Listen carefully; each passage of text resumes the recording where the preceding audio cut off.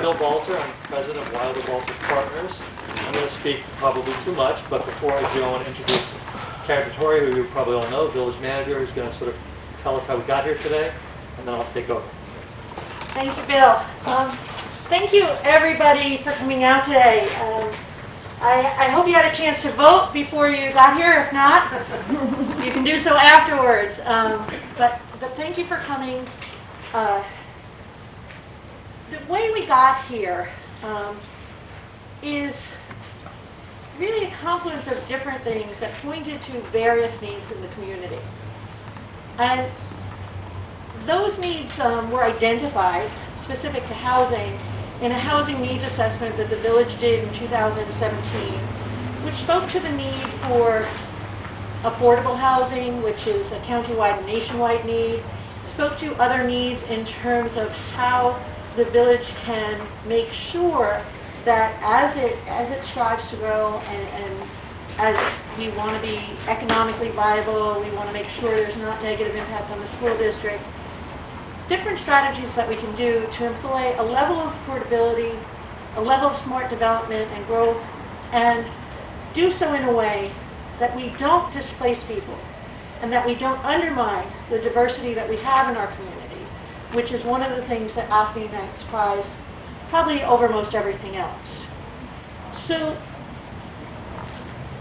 the Board of Trustees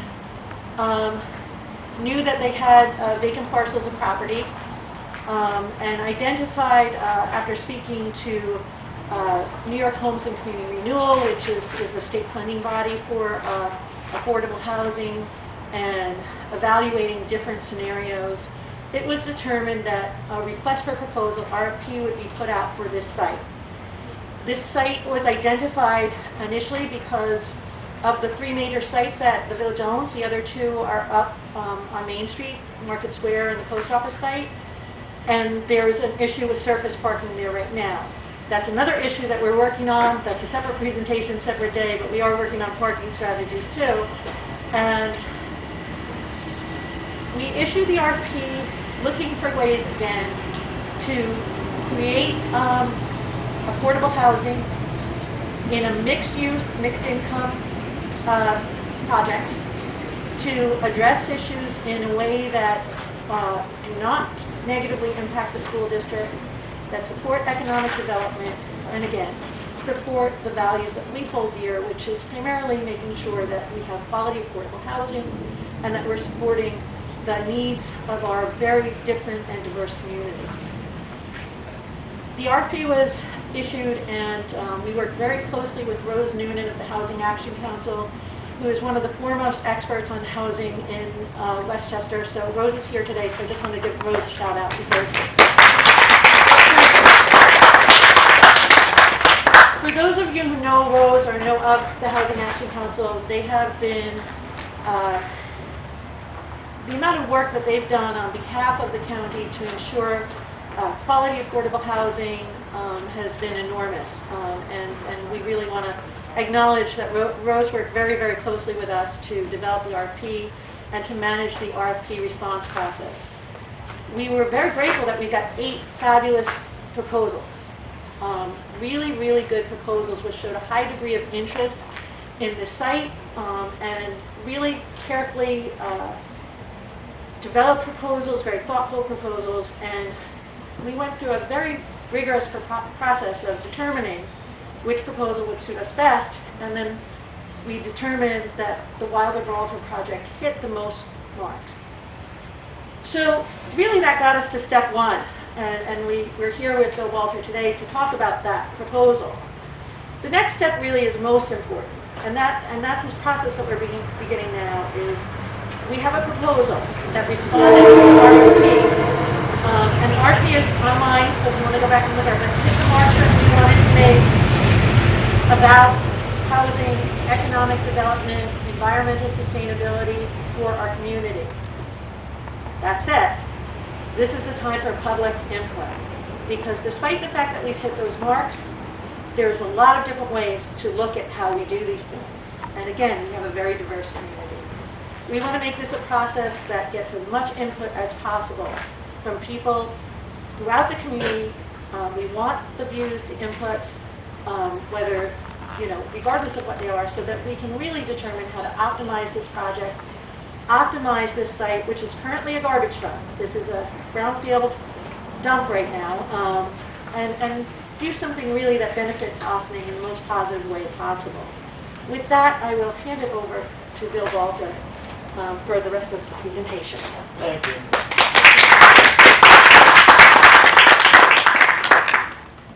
I promise not to read this word for word, but I have a cheat sheet for myself. Wow, good catch. So again, I'm president of Wilder Walter Partners. We're located at the old Reader's Digest campus, Chapel Park Crossing, where we redeveloped the cupola building you see from the highway. That's one of more than 20 communities we've completed in Westchester County. We've also done another 20 or more outside of Westchester County in the Hudson Valley and Long Island. Our developments are a big mix of things. We do mostly residential communities. We do luxury senior housing. We do affordable senior housing. We built a lot of houses in Croton and elsewhere. We do mixed income developments, and we really are specializing in sites sort of like this, where it's a difficult site, has lots of constraints. We're this is sort of like a game of Tetris, this site, sort of finding the perfect project to do here that meets the needs of the community. In this case, well, actually, let me first tell you about another development. We're doing one like this in Peekskill right now. It's 82 apartments in a mixed income building, very similar to this. Weirdly, very weirdly, that development is bordered by Central Avenue and Main Street in Peekskill, which are the same two streets here. There's also a river that runs through it. It's also a brownfield site, and it's also on a site with a grade change that's just like this, where it's about a 60-foot grade change from one part of the site to the other. So it's a very, very similar site, and it's, again, what we specialize in. We got involved in this when the village did the RFP that Karen described, and we really thought that what the village wanted to do was really right on target. One of the reasons it was interesting to us is that the village had gone through this process and done their own consensus building about what they wanted this to be. So our thinking was that if we could address the needs of what the village had in the RFP, that a lot of the groundwork had been done. That said, while many people were involved, many others weren't. So as Karen had said, we're sort of beginning now the public engagement process for this particular development. So let me tell you that when we do a meeting like this, we often don't get to do it on the property, but because of COVID, we didn't want to do it inside, and we were hoping we'd get a day like today where it was not too cold, it wasn't raining, and it's holding off. So we get to be here. So because we're here, I want to sort of take advantage of that and tell you what we're proposing where on the site. So as you all saw as you walked up, there's an orange line, paint line, that is the front of the building. So you're now actually in the building. You're actually in the lobby of the proposed building. So this building is a building that has a first floor that has mixed uses in it. It has about 3,800 feet of retail that fronts on Water Street. Then there are amenities for the building. It has a lobby. And then on this end of the building, we have a community space that we're proposing, which is just under 4,000 feet, which was part of the RFQ that the village put out. And the idea of that space, and it's evolved some, is that it's going to be a very high-tech space. It's going to have high-speed internet, smart board technology, very flexible seating, and it's going to be free to any community groups who want to use it. And it's a big enough space that is very flexible. So that's sort of on that end of the building. So this building will rise up as Main Street rises up. So on the far end of the building, as Main Street is lower, the building is up 4 stories. And then as you go up Main Street, the building grows. So it goes from four stories up to 8 stories at its highest point. And as you'll see from, and all these boards we're going to leave here, and afterward you can walk around and look at them and ask us questions. But so for right now, I'll just point. So you can see from Main Street, this is Main Street. So at the top of Main Street, you're seeing the 2 stories of the building. And as you come down, you're seeing 4 or 5 stories of the building. So the building grows as you go up Main Street. Parking for the building is going to be across the Sing Sing Kill. As you're all familiar with, the Sing Sing Kill, the little river that runs through the site, bisects the property. We're building parking for our development over there.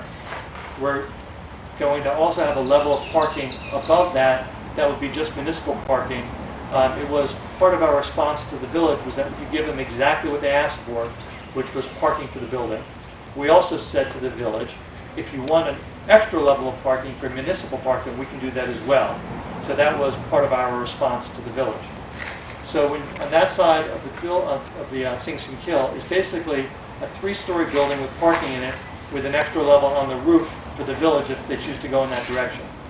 And the Sing Sing Kill, again, which is over here, is currently the side slopes of the sidewalls are in need of repair. So part of the work that we'll do is to repair the walls of the Sing Sing Kill and to raise the level up of the sidewalls. Let me sort of stop there for a moment. Karen had mentioned that this is a brownfield site. What that actually means, and the reason it's a brownfield site, this site was owned by Con Ed, and it was used in ways, like many sites before people knew better, that this site got polluted. This site is one of, I think it's 27 sites that Con Ed has in a consent order with the New York State Department of Environmental Conservation, and they have to clean up this site. But the way that Con Ed cleans up sites is to sort of do as little as they can for as long as they can, because eventually the contaminants over a very long period of time dissipate. In order for this property to get back to being used by anyone, the site has to be cleaned up. So part of our proposal is to take this property out of the consent order and, working with Con Ed, clean it up in an active way. So the first thing we'll do is take the site we're looking at.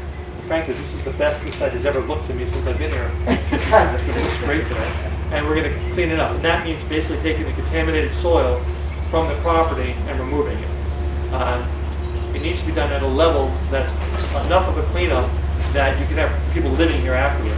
Again, this is very similar to what we're doing in Peekskill. We did the same thing in Larchmont. We're currently doing it in New Rochelle. It's something, again, that it's hard to do, expensive to do, but it's sort of it's the only way you can take a property like this and redevelop it. As part of the constraints on this property, one of them is the fact that it's a brownfield site. Another one is that we have the Sing Sing Kill that runs through it, that bisects it. Another one is that we have to plan for the future. So while the floodplain currently is really the level of the Sing Sing Kill, over time that will rise up. So the site's been designed to incorporate measures so that we're not building in a floodplain. So the lower level of the building, the basement level of the building, only has storage and parking. All of our first floor, and which includes our mechanical areas, are above not just today's floodplain, but the DEP mapping, Army Corps of Engineer mapping for the next set of floodplains that are going to come out. As a part of that, when I said we're going to rebuild the walls of the Sing Sing Kill, we're actually raising the walls up so that, again, we can be dealing with the future. We'll put in a crossing on the Sing Sing Kill to get from the parking lot to our building. So that sort of takes care of the site. I'm going to wait for the train.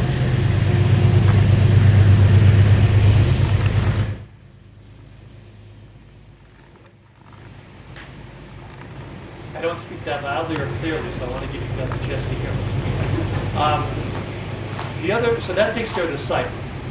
Another big component of our development, though, is to take this site in the context of where it sits in the village. So this site goes from Water Street, which is the waterfront, just adjacent to the waterfront, and it goes all the way up to where the big arch culvert is, about 60 feet tall, that goes under Central Avenue. So there was an acknowledgement by the village when they did this RFQ of how important it was to connect this site from the waterfront end all the way up to the downtown. And the way we're doing that is we're taking that greenway that the village built 7 or 8, 10 years ago, that part that got done in 2 stages, and the second stage never got done. So the first stage goes from the community center, and it's a beautiful walk, but it stops at Central Avenue, and you have to take a staircase up to get to Central Avenue, and that's the end of the trip. So part of our proposal is we're going to go under the Central Avenue in that very tall culvert and finish the Greenway Trail, so that it'll go from where it currently ends, we'll connect to that, it'll go through Central Avenue to the culvert, and it'll come through our property, and then it will connect to a linear park that we're building. Again, you're going to all be able to see this as you look at the boards later. There's also a website that you can get to. There's on the signs out front, you see there's a website you can get to, and it all shows. But the idea is that the site's for more than the people who live here. It's basically to create a connection so that anyone from the public can come, they can park it in the parking lot, or they can walk from the train station, walk through our property, which is again open to the public, and walk through the linear park, through to the greenway, and basically walk to the village that way without walking up Main Street. It's also a lot prettier than just walking up Main Street. So that's sort of the planning for the site.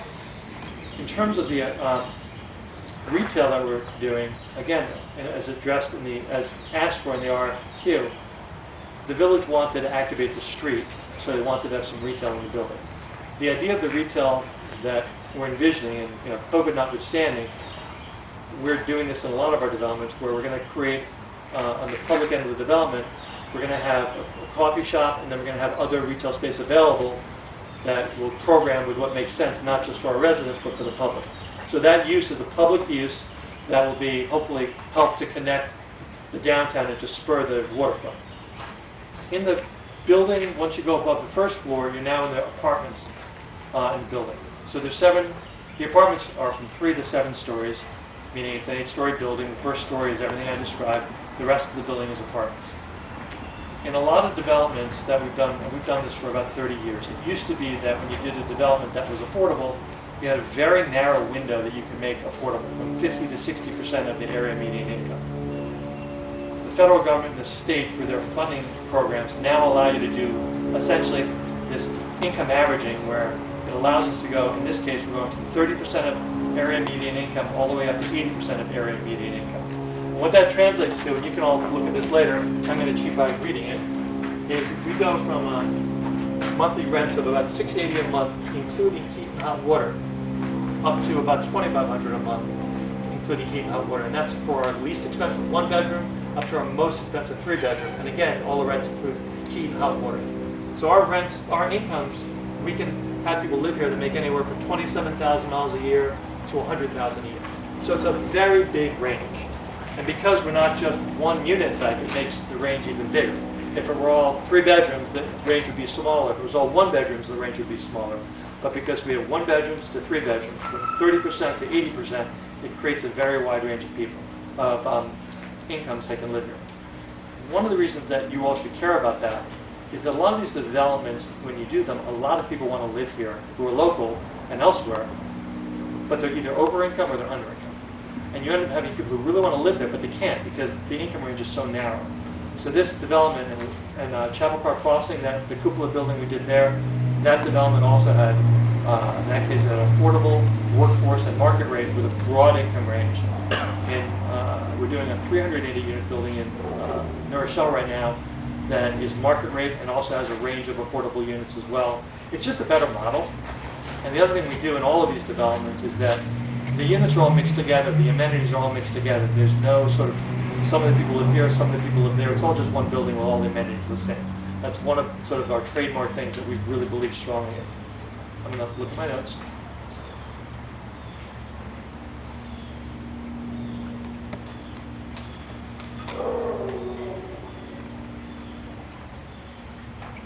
Another thing that we've done for a long time that we're doing here is we do high-performance construction. So this building will be LEED Gold, which some of you know. What that basically means is that it's built to be very energy efficient in terms of the building envelope. It's also designed to use very green materials, a lot of recycled materials, low VOC and no VOC products, so that things don't off-gas, very low water usage. We'll also have a very large solar array on the roof of this building. And the goal will be to have about 1/3 of our electricity in the building generated from our building. So we try to sort of have a building that hits a lot of the marks. And I think in this case, it's really worked out very well. Karen had mentioned sort of the overreaching goals that the village had when they did this. And she had mentioned the site needs to be cleaned up. We're doing that. It needs to be an asset to the community. We're doing that in several ways. With the affordability, not just at one income range, but a broad income range, we're doing that. We're also excited because we're taking all of these things and we're sort of not just doing the lowest common denominator. We're building a beautiful building. The building is designed by Buyer Blinder Bell, who's a top nationally recognized firm. They did the remodeling of Grand Central Station. They've done some of the top buildings and developments in the tri-state area. I mean, they're a top firm. And we really thought that that was so important here because it's such a visible building. Right now, when you come down Main Street, you don't really know this site is here. When we're done, you'll know this site is here. When you are walking through our linear park, which we want people to come in, you're going to be looking at an 8-story building. It needs to be very attractive, and it needs to be something that when we're done, people are glad we're here. I've been doing this for 30 years, and one of the things that I really take tremendous pride in is that one of the reasons we get to do new projects in new communities is we have a really good reputation for doing what we say we're going to do, and doing things that when we're done, people are glad that we were the ones that did it. So with that, I hope that this all works out. I hope that we get a lot of your input, and I hope that when this is all done, you're all glad that we did this. So I'm going to stop and just answer any questions that you have as a group. And when that's done, I'm also going to stay here, and we have a bunch of other people here. We have some Spanish-speaking people, if anyone needs translation. But we're really here to answer your questions. So with that, any questions? Yes? We're in a floodplain right here, right now. Say that again? We are in a floodplain right here, right now. Okay. So every 10 years when there's a hurricane, And a windstorm, not just a floodplain.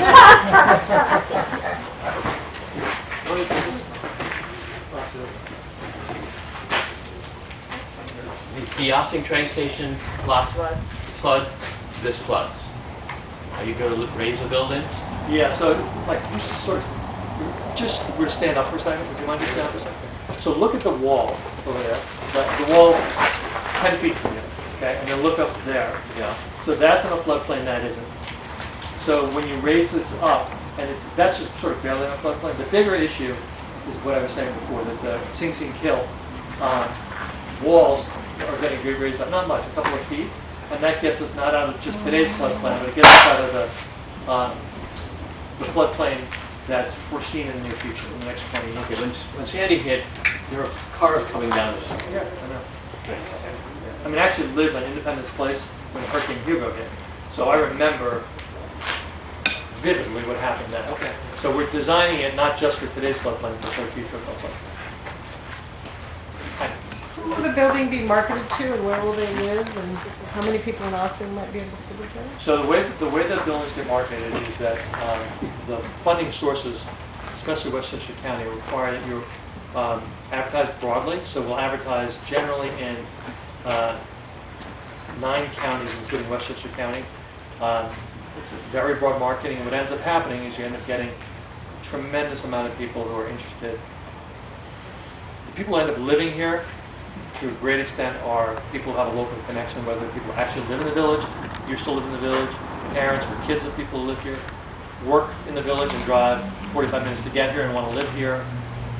So it's very broadly marketed, and anyone can live here. The way that we actually choose who's going to live here is that Rose's organization will run a lottery, and the names are pulled. Every name is pulled, and then she goes in order and goes through the qualifying process. And many of the people who are on that list choose to not live here, even though the rents are inexpensive, because they don't have a local connection. But it's definitely broadly marketed, and sort of over time, we have a couple of thousand apartments where we've sort of had to do this process. The developments get more and more local as time goes on, because essentially people want a connection. But I mean, that said, there'll be plenty of people who don't live in Ossining today who will live here. So the lottery, there's no set aside for local residents who would like to live? No, there can't be. No, there can't The be. funding. So you just have to hope. Yeah. Mm-hmm. Yes. Will this project do anything to help us lower the density of houses in this village that are overcrowded? People subdivide apartments. We have a lot of crowded buildings. Yeah. They shouldn't be. I just hope this doesn't, just pull in more people and not address. Yeah, I think it's a not only a good question, it's an interesting area that a lot of municipalities are studying. What has tended to happen, especially in Westchester County, and I've been here for a long time, is that everyone always says what they don't want, but the problem with what you don't want is you're not giving an alternative. So on this site, it doesn't really speak to the answer to your question. But from a broader context, if people are saying we don't want more housing somewhere, you have to have a place for housing, for growth. So I think it's sort of from the comprehensive planning standpoint of the village, that's something that they can look at in the future. And I don't know if they've done it in the future. I mean, a lot of municipalities Nourishell being one of them, and I can think of others, have said, in our comprehensive planning, would you just maybe hold the board, and maybe Jim hold the board, and Jenny, would you hold the board so that will work? What other municipalities have done is in their comprehensive planning, they say, we want more density here, we want less density there, so they can do it together, and then you can do it. So I think it's a bigger question than this site, but I think it's a valid question. Yes? How many units total? Thank you, I forgot that. It's 109, which includes a super's apartment. We'll have a full-time living super on the property. Yeah. So you've accounted for the floodplain. What about storm surges?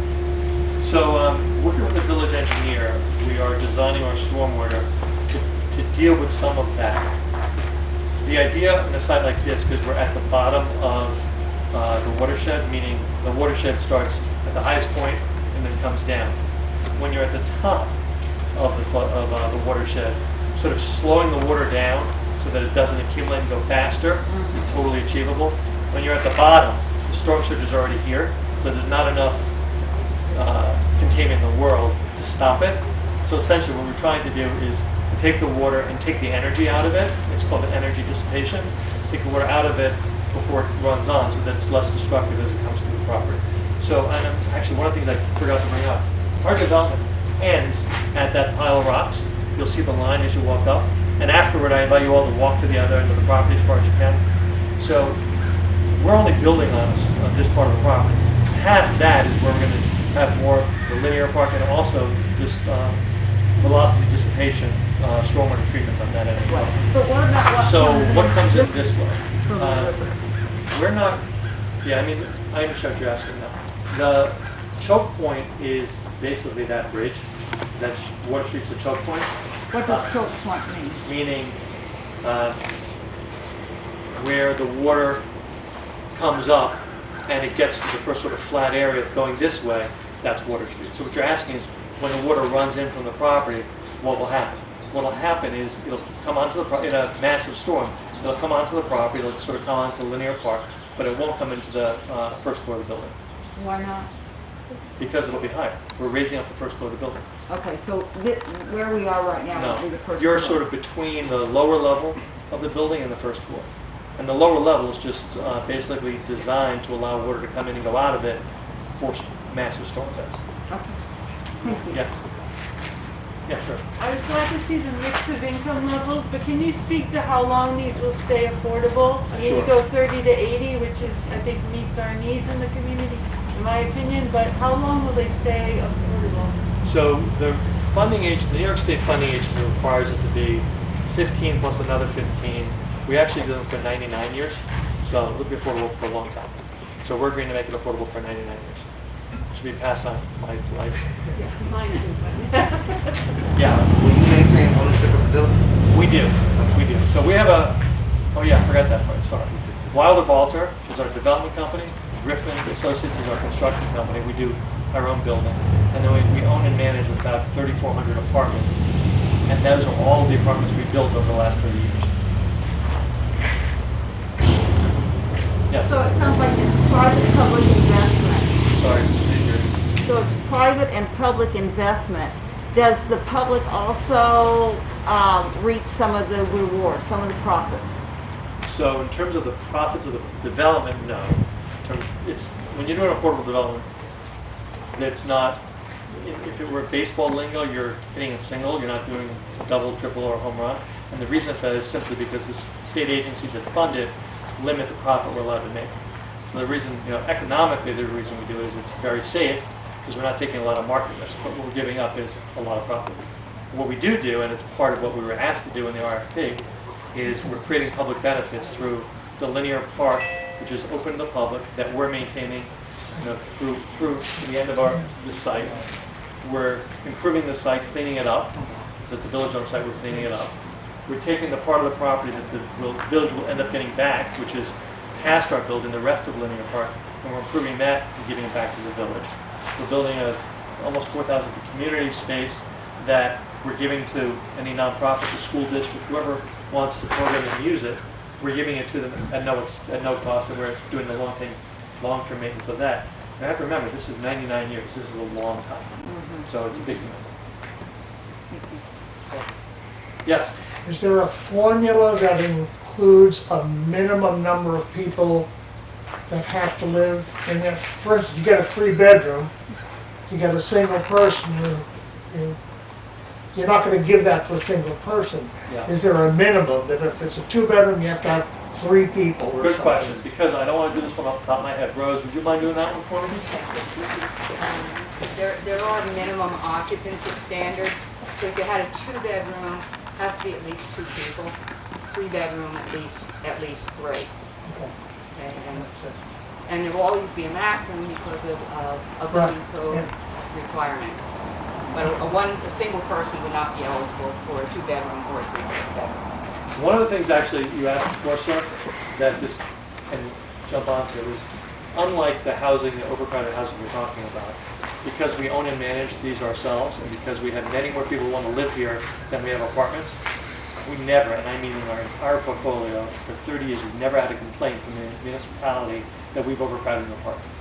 We have no reason to do it. The rent is the rent, why would we do it? Yeah. So that's one of the benefits of having an owner who has an interest in having a very easy to manage building. So yeah, overcrowding is a complete non-issue in our buildings. Yes? You have a lot of great land around the building. Obviously, you're going to put up a very good-looking building and taking things into consideration. How will you work with what's already here, like that area with the rocks and the house there, So or the business there? yeah the building that exists, which is the old DPW garage, we're taking down, and we're putting back parking in its place. Okay. The slope, the very steep part of the slope, we're actually staying away from. It's just Yeah. verboten. That's too much. Right. And essentially, we're taking what's left between exactly what you're saying. When we're done with our building, there's a lot of area that's left, and we're making that a park. That's what we're doing. We're landscaping, creating seating as well. Yes? To the extent public access is encouraged, obviously, what about security measures for residents within the apartments? Is there any provision being made for that? We've never thought you would need that because the best way to have security is that people live there. So if it were 4 units, I think security would be an issue. But with 109 apartments and a full-time super, we really don't think it'll be an issue at all. I mean, I think part of it's a weird thing because if it was 500 units, it'd obviously be way too much. If it was 20 units, it would be too little because you don't have critical mass. It needs to be large enough, not just that it works economically, but also that you have the vibrancy of having people there. So I think that's the best way to deter what you're talking about is to have it be not too quiet, to have it be an area that's vibrant. Oh, I'm sorry, I forgot to introduce Jackie Shaw. Jackie's with IFCA. She is the executive director of IFCA. IFCA is our nonprofit partner in this. We usually have a nonprofit partner. In this case, because you have such a strong local housing group, Jackie's organization is our nonprofit partner. So she'll be working with us. And even though I used to live in Ossining, I'm not really local. I live in Mount Kisco. IFCA's local. So we have a local nonprofit partner who will help to evolve all of this. Will help with the qualifying the people who live here. Will just help to make this a great place for everyone to live. And they'll also work with us in our management operation. Yes. So, I love the design. I actually find this to be incredible in many ways. There is a concern in terms of projections of long-term from studies by Columbia University, Cornell University, which are accessible to anyone online. Some of them project that by the year 2080, the water level rise may come up to about Water Street. And I'm wondering, I want to get some clarification in terms of the design and the first floor, in terms of, have you considered that in terms of those particular studies? Yeah, we have considered it. We will do more as we go through the actual approval process. We'll have to demonstrate to your village engineer and the village planning board that we've addressed the concerns that need to be addressed. One of the things, to be totally clear, is if from Water Street to the Hudson is underwater, which is essentially what you're saying, because that's higher than that, I don't think we're designing for it to literally be underwater. I think we're designing for projected floodplains, not 2 years from now, but I don't really know what the projection is. We're not designing it for it to not be underwater in 100 years. We're designing for it not to be underwater in 20 years. And if you design something to be viable, in case everything bad happens that everyone said could happen, 100 years from now, nothing will ever get done. So we're not designing for that. We're designing sort of for the foreseeable future. So wouldn't that say if you were to plan to, basically prepare for 80 years, and in case that, 1% or 100-year storm comes where the river could potentially go up about 60 inches? My question is, wouldn't that also be a good case for flood insurance to actually give you a break and, sort of that being something that I would alleviate and, I think flood insurance is a great way to look at it. We need a building we can insure, so we're designing it to have it be insurable. If we can insure it, that means that we've sort of convinced the world, the insurance world, that doesn't really like to take risks, they like to make money. We've convinced them that it's viable. I think that if you get to a point where you can't drive to access the building because that whole thing's underwater, right, it's not viable, period. I think we have bigger problems if that actually happens. All right. So then basically with that is basically the projections are more for a 20-year term, or? As I said, I don't really remember off the top of my head what the projection is, but it's not for 5 years from now. It's for a much longer term. It is not for 100 years from now. That I'm sure. But I mean, what we'll do, because this is being taped, we'll go back and we'll put answers to questions on the website we've created. Right. So anything you asked that I haven't been able to answer well today, which was probably a lot, we'll go back and answer better and put it on the website. Appreciate it. Sure. Will the building be attached to the cliffs, or will it be freestanding? It's a good question. It will be freestanding, but we will have on the 6th level, we have an elevator that goes from the lowest level all the way up to the top of the building. On the 6th level, you'll be able to walk out from the building right to Main Street. The reason we're doing that is we want to encourage people to walk to Main Street. We want to encourage ease so there's more people from the building using Main Street for commerce, spending money. So we're actually putting elevators so people walk directly out. So, yes. So the only connection, to direct answer your question, the only connection is a walk from our building right to Main Street. That's for residents. That's for the residents, yes. Yes. Hi. So I would ask a favor. My name is Rita Levin. I'm the deputy mayor. There are a bunch of trustees here. There's Jackie Zivka. She's also a town council person. There are consultants that have worked. So one thing when you ask a question, since it's, we expect people may not all want to be here because not everybody wants to be in a public space. So if you could say your name, if you're a resident, if you're a consultant, if you have many roles in this, that would be really helpful.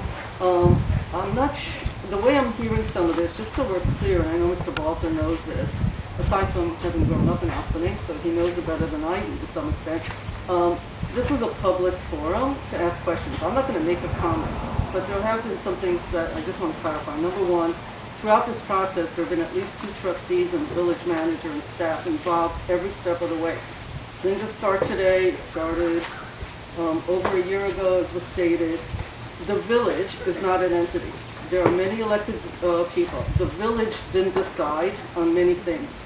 There are board of trustees, staff, engineers, lots of people who are participating. So ask as wide a question as you want. There are also people that think this should be left alone. There are also people that think we're not developing it enough. It should be more apartments and bigger, and there were many. This was not an RFP, it was an RFQ to see what people can do with it. So this is a public forum for people to inform their representatives in their government. Mr. Walter's role here is to show you, and he's doing that, this is their vision, given all this information that they've been receiving for months, and on an ongoing basis. More than a couple of meetings have happened where they have walked, what did you say, 50 times you've been here? A lot. I'm sure even more than that, and it really does look great. Last time I looked, this looks great here. So I just want everybody to understand this is an opportunity also for people to give opinions of what they think should be done. Should be bigger, should be smaller, should be commercial, should be a hotel, should be whatever. It's a public forum. Truthfully, the only thing you can answer is your vision based on all the information you got. I also want to be very clear that no arrangements have been made with anybody. A lottery system. There will be decisions made. I just don't want people who are looking from home to think that we are farther down the road than we really are. As a representative of public, I really feel that it's important to say that, because we don't want people to think we're farther down the process and that they did not get a chance to have a voice in it. Many of the RFQs we looked at had much bigger environments. Some had much more mixed, some had marketplace. So, and you don't have to ask all your questions today, but Mr. Walter has, and his group has a vision. The trustees that were involved in it were involved in that conversation. They've done a lot of work, they've put up their signs, your QR code should be a little bigger because I can't get it on my camera, so that other people as they drive by could look at it. Lots of work, but we're not at the end of a process here, okay? Public engagement is what we're looking for.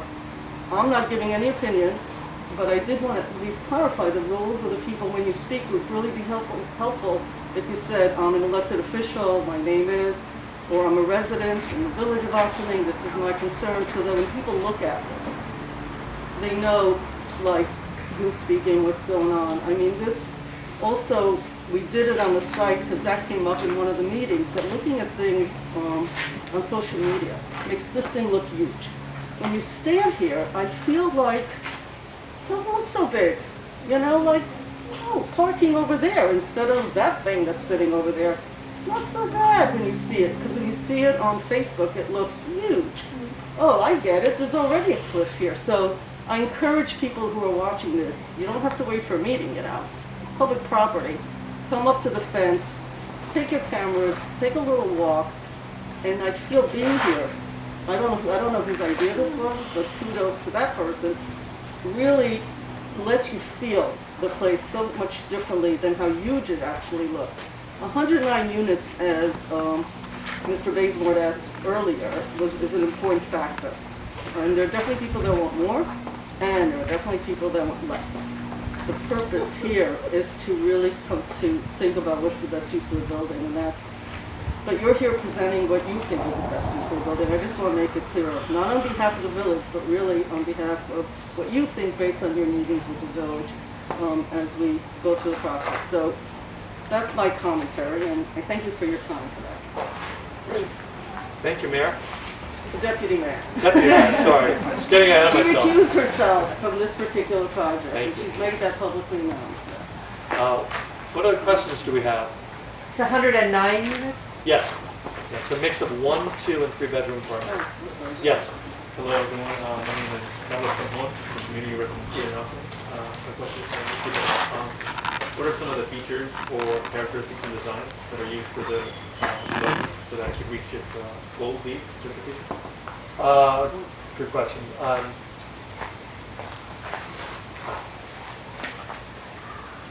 trying to think where to start. I think I always like to start with the building envelope. So the sort of lowest hanging fruit and the most efficient thing you can do in building design to make it LEED gold, but let's just call it an efficient building, is about the building envelope. Essentially having a building that has air sealing, high levels of insulation, so that not only when you get to heating and cooling it, those systems more efficient, but you need less energy to heat and cool. So building envelope is the sort of number one thing you do to make a building tighter and to get a building that gets you an Energy Star as well as LEED gold. Low flow fixtures and faucets, lower than, significantly lower than the New York State Building Code is another measure. Having materials that don't off-gas, that's called low VOC and no VOC. Those are materials that are healthier to live with, so that when you're in the building, the air you're breathing is healthier. Having energy recovery ventilation, so that essentially the building, in a very tight building, what happens is that it's not nearly as much of a sieve. The air doesn't go in and out because the building is inefficient. It stays in the building. So the way you make up for that is you have air exchanging, where you have a system that changes the air in the building, so you're constantly getting fresh air into the building. And you're doing it in a way where if you have sorry, this is more detail than you probably all want, but if you have winter and you're heating your building and you're trying to get fresh air from outside in, you use an energy recovery unit. So essentially it's like an air exchanger, so that the hot air leaving your building, leaving your apartment, goes to this device that takes the energy out of it, so that when it goes outside and it exchanges with the air, it's going out at a temperature that's the outside air temperature, so you're not losing the heat. So it's all of these sort of really comprehensively planned systems in your building that is one big part of LEED. Planning is another big part. Taking a brownfield site is something that helps you have a LEED gold building, as opposed to taking 40 acres in the forest somewhere. That's a very poor way to get into LEED. You sort of lose points on the whole scoring system for that. So having a site like this, because it's a brownfield, having a site that is approximate to public transportation, that's another piece that gets you LEED measure. Jim, am I missing anything? Okay, so that's most of it. Thank you. Sure. Yes. Hi, I'm Patty Jane, I'm a resident. Are there going to be any amenities in the building? Yes, we have a large amenity package. We have, you know, 1900 on ground floor, maybe 2 outdoor spaces. Right. So we have, in the building, we have 1,900 square feet of amenities, which includes a gym, workout studio, a community, like a clubhouse, but like a club room. We have high-speed internet available in all of the common spaces of the building. We also have, as we climb Main Street, which is, you can see it. As you climb Main Street, this is a green roof on the 4th floor, and then again on the 6th floor, another green roof.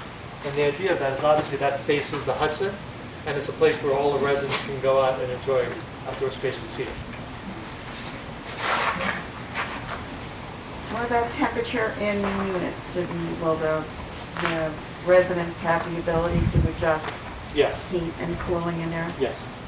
Yeah, I mean, what they do, when you have a building like this where it's super high efficiency and also we're paying for the heat and hot water, you have thermostats that have a range. So they don't go from, they can't cool them to 50 in the summer and they can't heat them to 90 in the winter. But it's there's just an a narrower acceptable range. But yeah, it's an acceptable range. And that's basically a New York State building code. We're not allowed to say, oh, no, it's us. In old buildings in the city, you have that. My sister has that in her pre-war building in the city, but that's not what we do. Okay. In-unit washer and dryers? I don't remember the answer to that. We have community laundries. I really just don't remember. We have community laundries in the building. We often do washer-dryer hookups. People can bring in their own washer-dryers. I think that's what we're doing. But I'll answer that. When we get to answering the website, I'll answer that. Yes? Can you speak to like how you would go through the selection process or the discernment around the retail space? Because my concern is like a lot of businesses that have opened up on Main Street and the side streets are really struggling to survive and to offer services to the community. So I'd hate to see in the retail that's proposed here a redundancy of what's already up there. Because you're putting effort into integrating Upper Main Street with the lower part down here. Right. So can you speak to the process that you would go through? Would you be open to, businesses giving you input? Just how would that happen? So from our perspective, the reason the first piece of why we're doing retail is that the village in their process thought it was important to have retail on Water Street. That's the first piece. The second piece of why we're doing retail is that we believe for our residents, having something like a coffee shop in the building is a great thing to have. The third thing is that we're trying to have retail that works for the public going from the water up to through the property. So we want to have retail that works for that. All of that said, the retail is a total loser for our building economically. So we really do exactly what you said is what we want. We want what works to make it, basically to make it more of an amenity for the public. So I mean, we're not saying no to any retail, other than we know we want to have a coffee shop in the building. We're totally open to what else we do. I mean, it could be that we want to have an art gallery in the building because it brings people in. I think it's something we've programmed just under 4,000 feet of retail.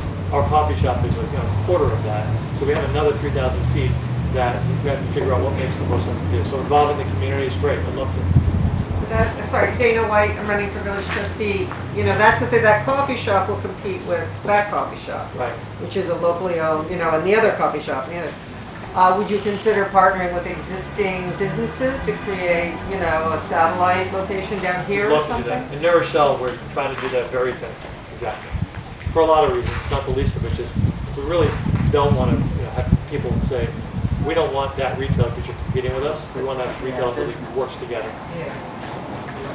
Yes. Jordan Lopez, Ossining resident, environmentalist. I like the 1/3 of the energy coming from solar energy. I have a question in regards to the risks. You said there were some materials that were going to be recycled materials Yes. or green materials. Could you talk about like the percentage?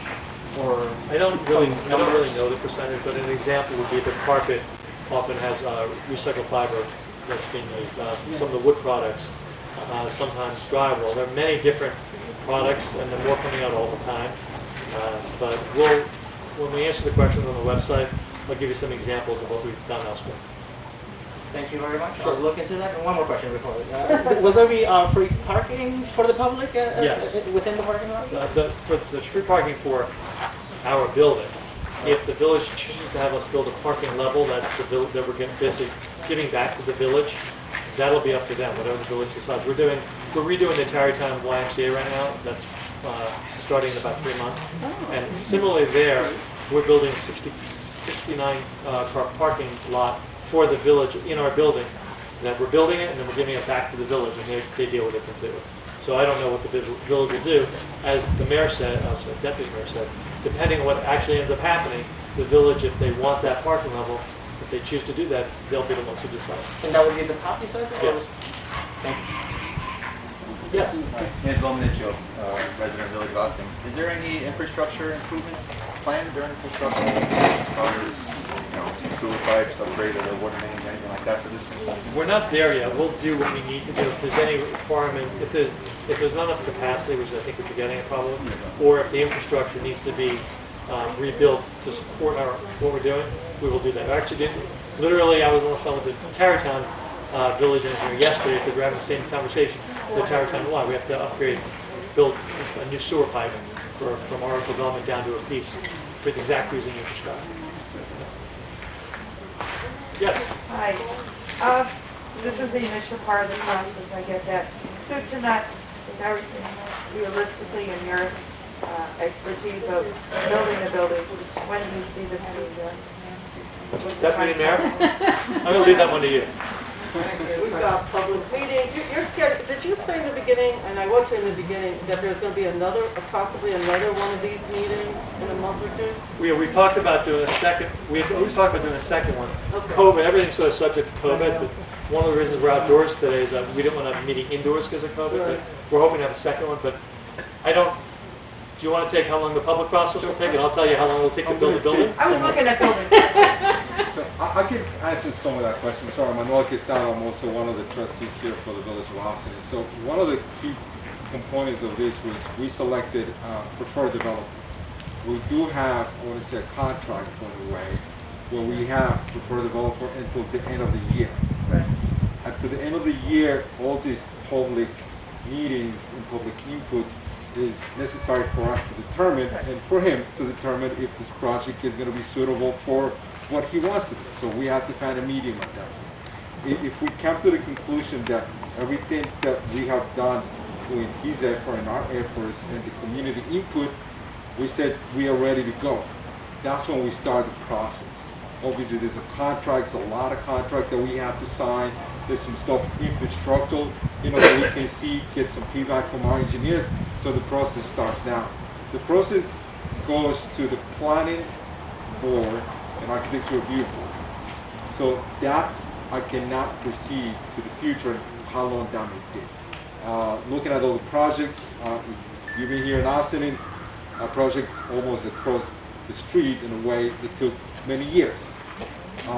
It was a public partnership in a way. At the beginning it was a village-owned property that was sold to a developer, and that's how long it kind of took the process. I'm hoping that will not be the case. I see in Peekskill the project that you were mentioned, 645 Main Street, I believe is. Yeah.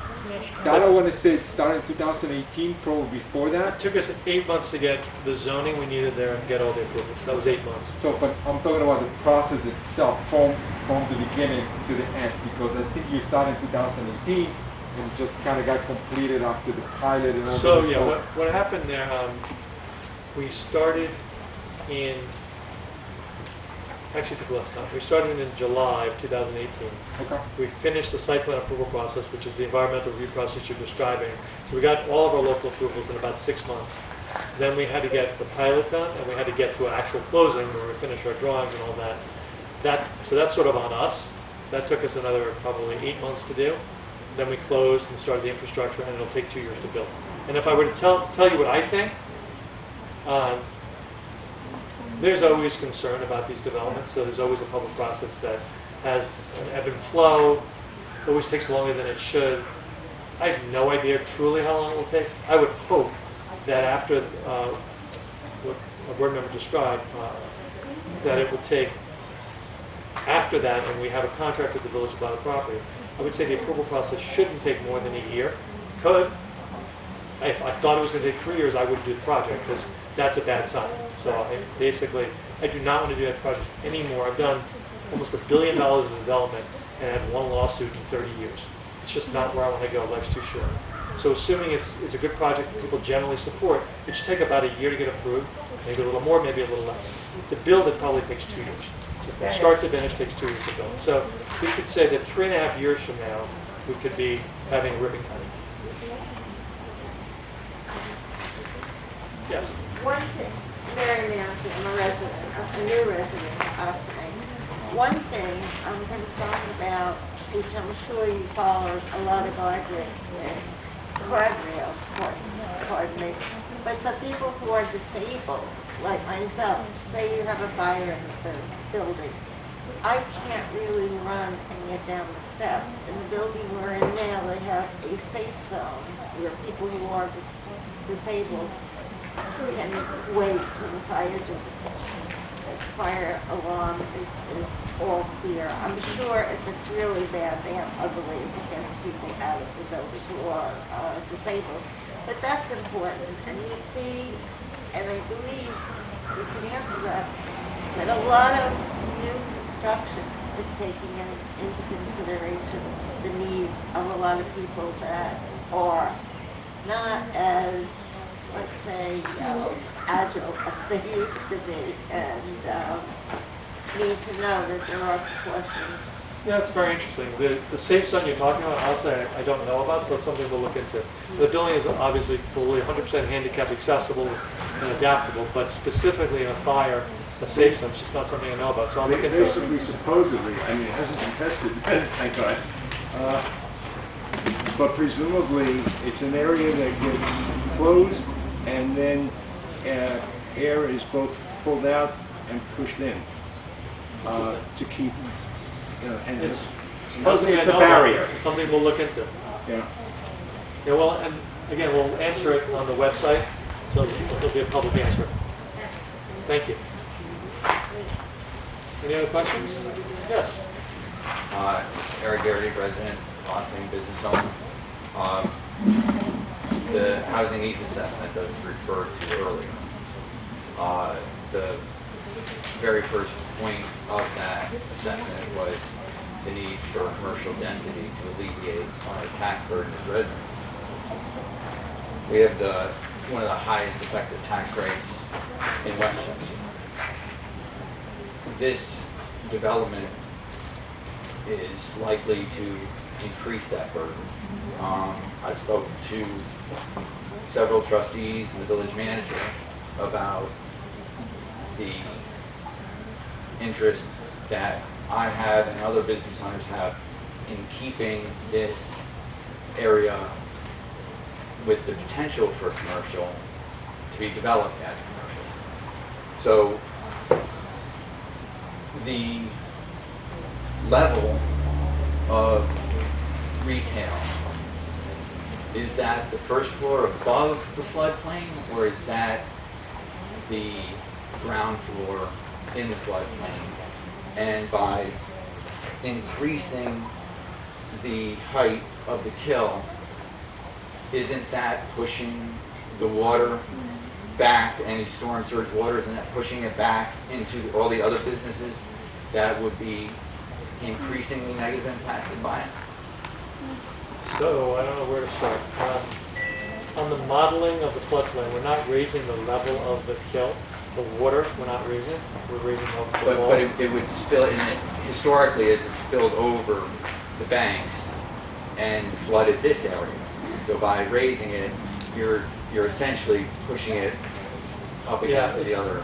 What we're doing, when you look at the whole watershed, what we're doing is the downstream impact you're talking about is totally minuscule. We will model it during the environmental review process to demonstrate that, but there's such a huge watershed before you ever get here that what we're doing doesn't have much of an impact. impact. But I'm not asking you to trust me, we'll model it, or we'll have our engineers model it. As far as the retail goes, the first floor of the building is above the floodplain. What I said is below the floodplain is the basement level of the building.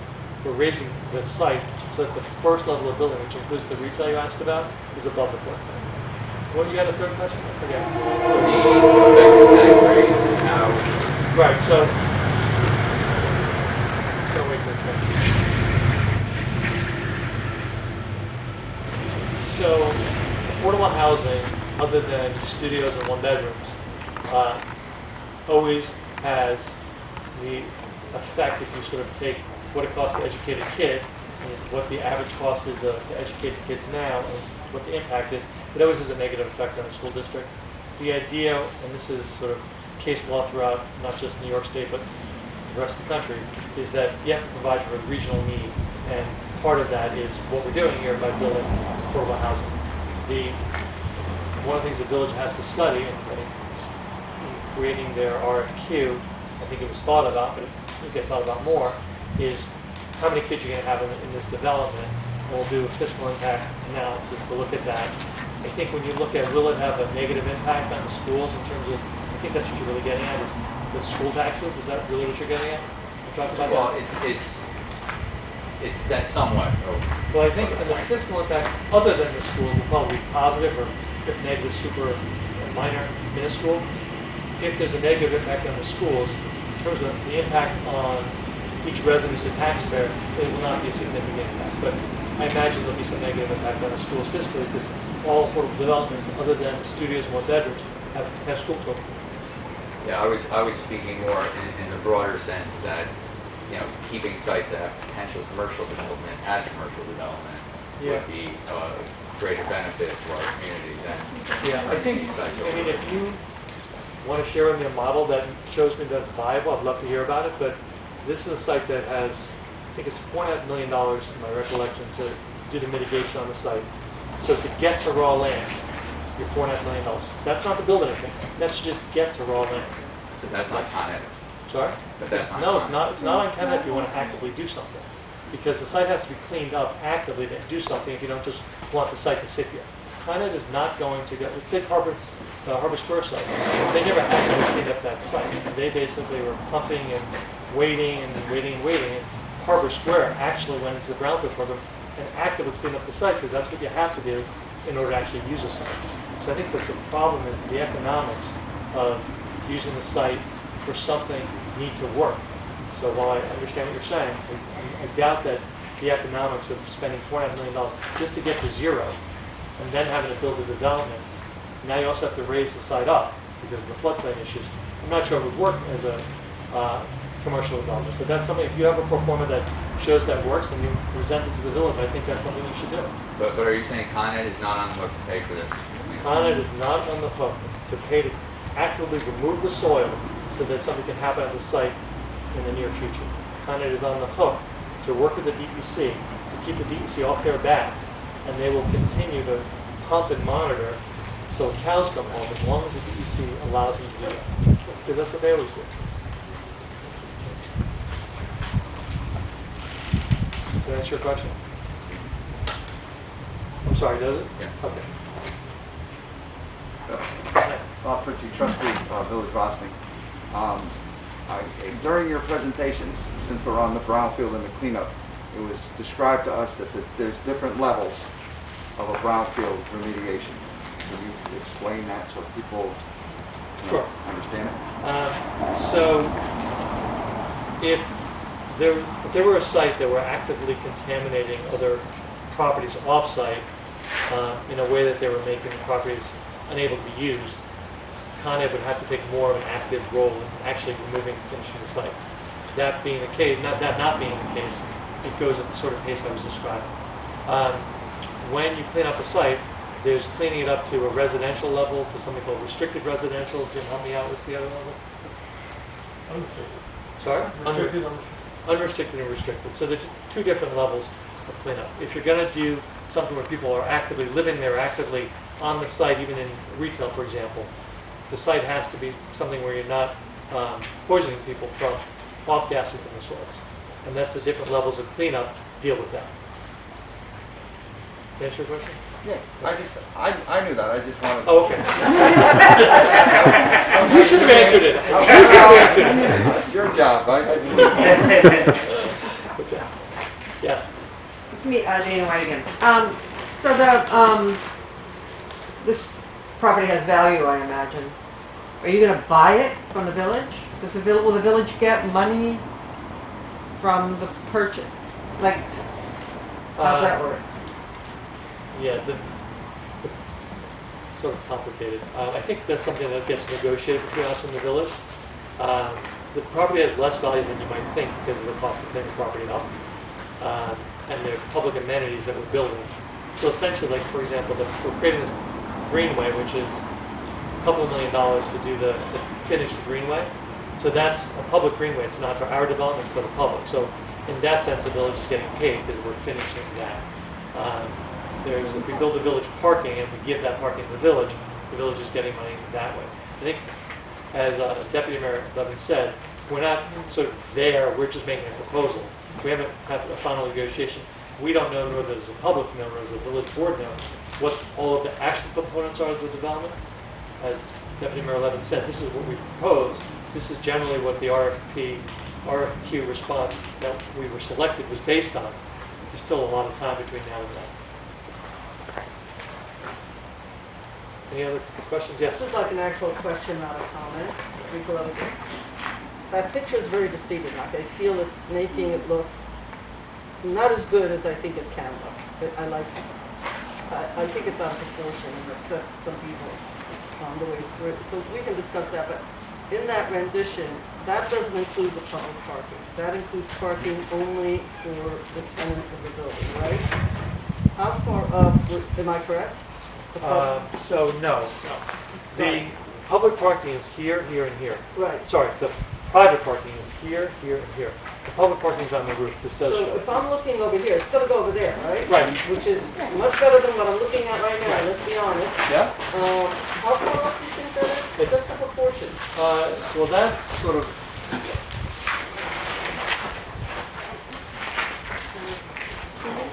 So the highest part of that building is probably 18 feet tall.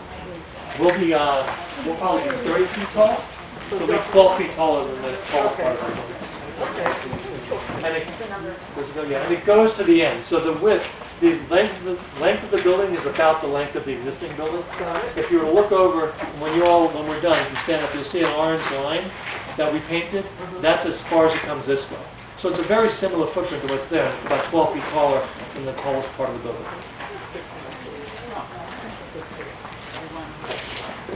So we're not going to go anywhere. So if you want to walk up and ask us questions, if there are any people speaking Spanish who have questions, that we have people who speak Spanish. Yes. It's not so much a question as a comment, though. I'm Carolyn Stevens. I'm a town resident, not a village resident, and I'm on the town planning board. I also work for the county board of legislators, and I used to do work for the housing monitor. So I've been involved in a lot of these issues for a number of years. And the only thing I really want to say is you guys do great work. I mean, you really do. Thank you. And having worked with, like I said, the federal court monitor on the housing settlement and whatnot, and kind of track who does good jobs and who does good, you guys are like the top. So I'm very happy to see you proposing this project for Ossining. And good luck with it. Great. Thank you very much. Okay, any other questions for anyone? Yes. For the parking spaces, in total, how many will be for private, how many for the public? My recollection is there are about 150 plus or minus spaces. Sorry? 159 parking spaces for the residents, and then another roughly 50 if the village wants the level above.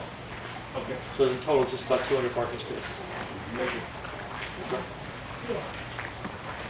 I do have a comment to make. It's nice to see new developers working on a lot of guidelines that you didn't have before. And really, you have to understand, it enriches a neighborhood or a village in terms of having sound construction and then making accessible space for commercial property at the end.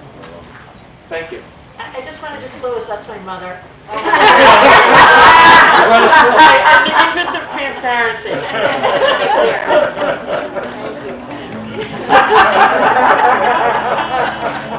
But a resident, still a resident. A resident, a nearby resident. Great. Okay, thank you all very much for coming on a Saturday. Let's go vote.